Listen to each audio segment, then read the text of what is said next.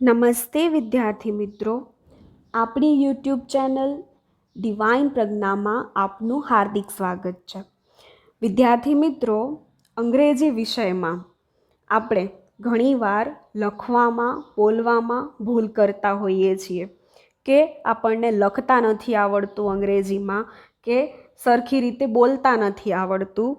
તો એનું કારણ છે વ્યાકરણથી આપણે અપરિચિત છીએ.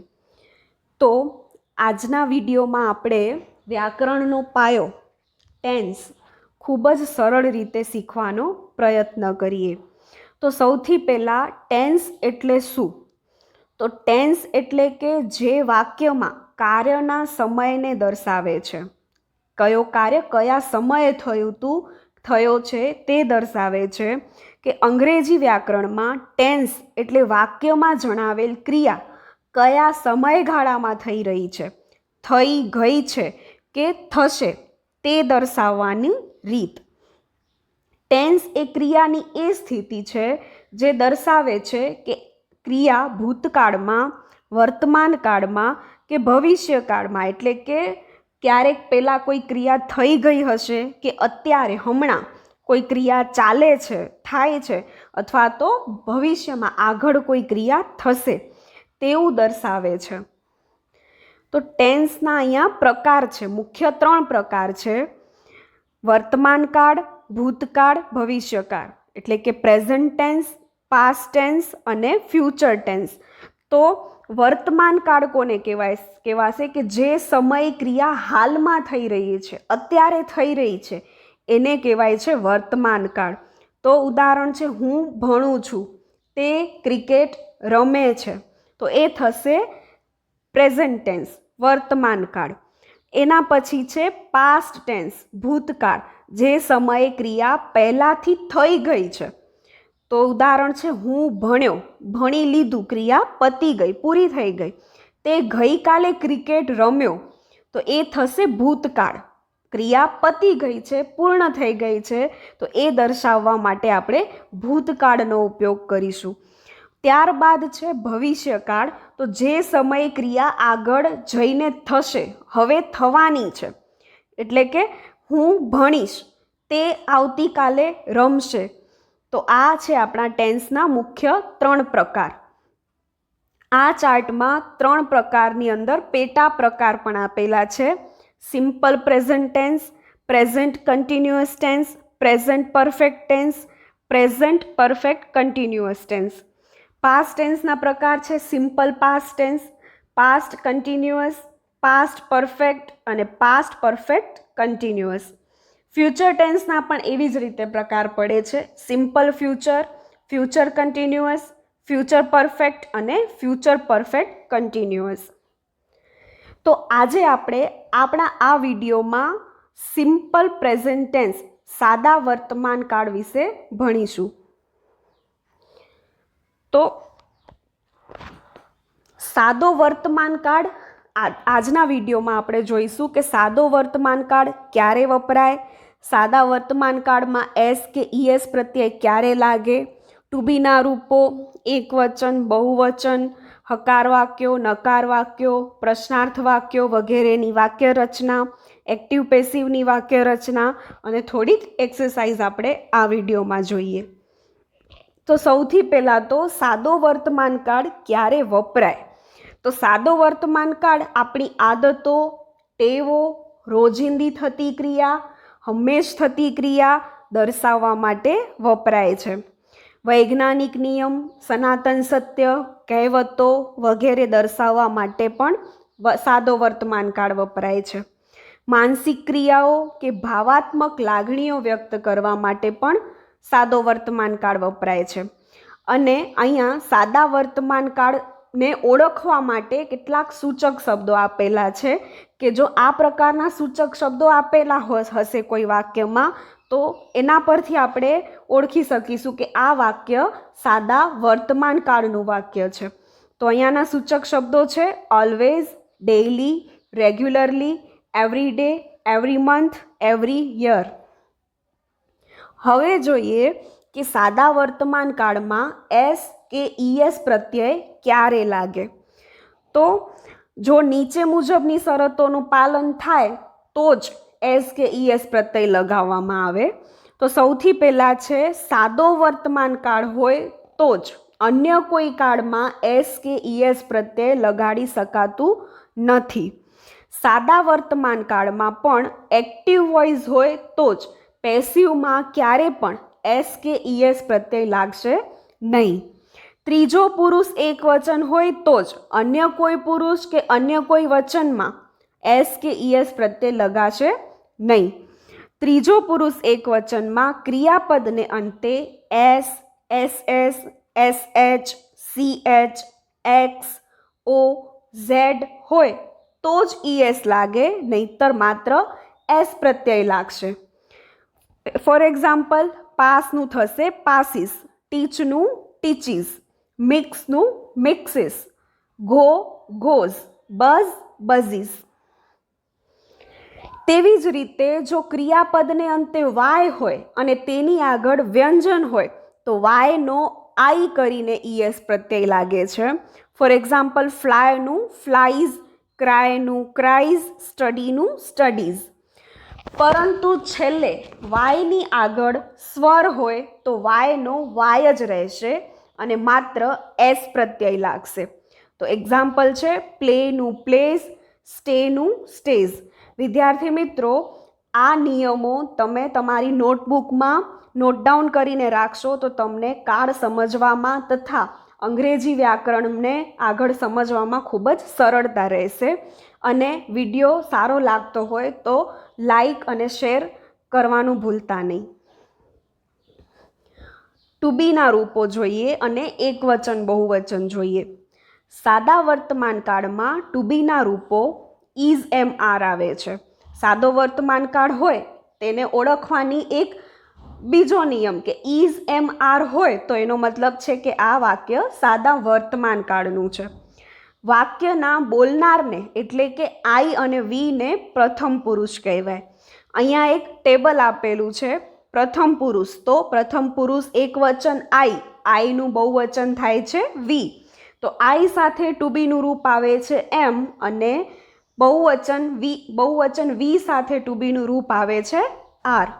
બીજો પુરુષ, તો બીજો પુરુષ એક વચન યુ, યુ સાથે ટુ બીનો રૂપ આર અને બહુવચન યુનું બહુવચન પણ યુ જ થશે અને તેની સાથે પણ ટુ બીનું રૂપ આર જ આવશે. ત્રીજો પુરુષ એક વચનમાં હી, શી, ઇટ અને આ હી, શી, ઇટ સાથે ટુ બીનું રૂપ આવશે ઇઝ અને ધ્યેય સાથે આર. હી, શી, ઇટનું બહુવચન થશે ધ્યેય. હવે જોઈએ હકાર વાક્યો, નકાર વાક્યો અને પ્રશ્નાર્થ વાક્યો અને એની વાક્ય રચના. તો સૌથી પહેલાં છે હકાર વાક્ય. તો હકાર વાક્યની વાક્ય રચના છે કર્તા પ્લસ ક્રિયાપદનું પ્રથમ રૂપ પ્લસ કર્મ પ્લસ અન્ય શબ્દો. તો અહીંયા એક્ઝામ્પલ આપેલું છે આઈ રીડ અ ન્યૂઝપેપર ડેઇલી. તો આઈ કોણ છે? કર્તા.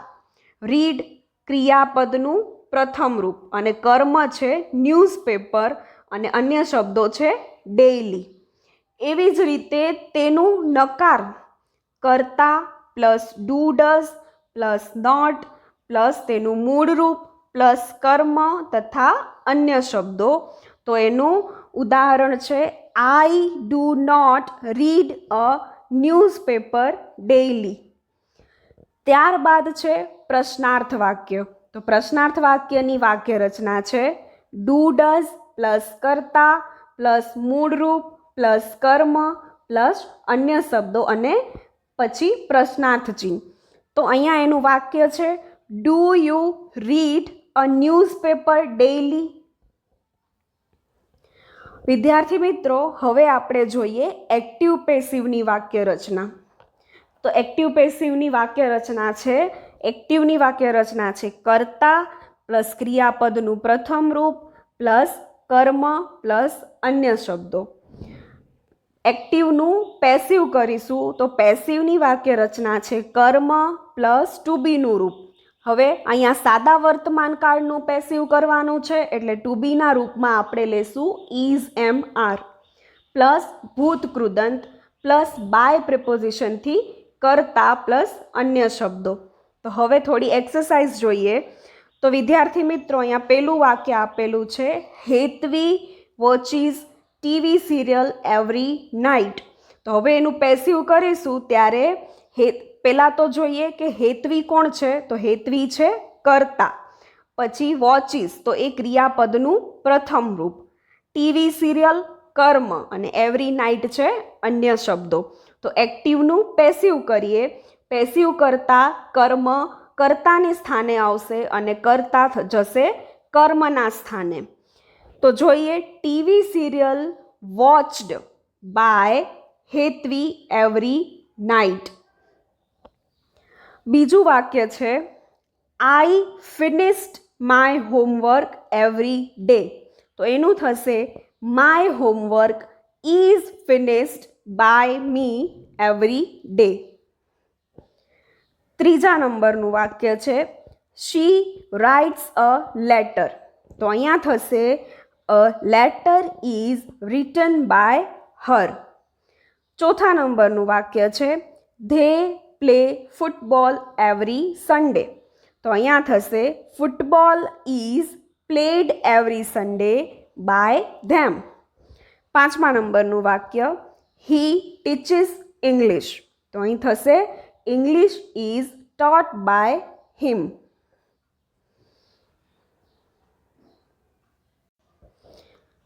હવે જોઈએ કેટલીક ખાલી જગ્યા. આઈ ખાલી જગ્યા to office by bus every day. તો અહીંયા આ વાક્ય જે આપેલું છે, આઈ ખાલી જગ્યા to office by bus every day, તો એને આપણે કઈ રીતે ઓળખીએ કે આ સાદા વર્તમાન કાળનું વાક્ય છે કે બીજા કોઈ કાળનું વાક્ય છે. તો અહીંયા આપેલું છે છેલ્લે એવરી ડે. એવરી ડેનો મતલબ છે કે એ સાદા વર્તમાન કાળનો સૂચક શબ્દ છે. તો અહીંયા આવશે, I come to office by bus every day. એના પછી છે નૈતિક યુઝવલી ખાલી જગ્યા ક્રિકેટ ઇન ધ ઇવનિંગ. તો નૈતિક એટલે ત્રીજો પુરુષ એકવચન, એટલે તેની સાથે એસ કે ઈએસ પ્રત્યય લાગશે. એટલે અહીં આવશે, Naitik usually plays cricket in the evening.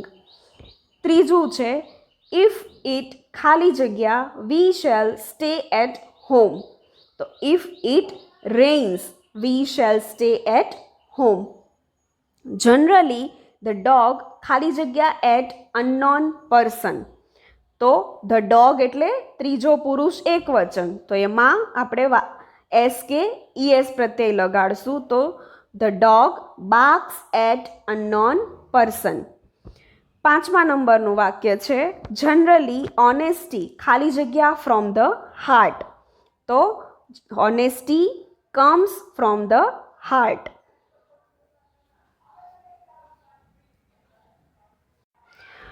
Stars ખાલી જગ્યા નોટ ખાલી જગ્યા એટ ડે ટાઈમ.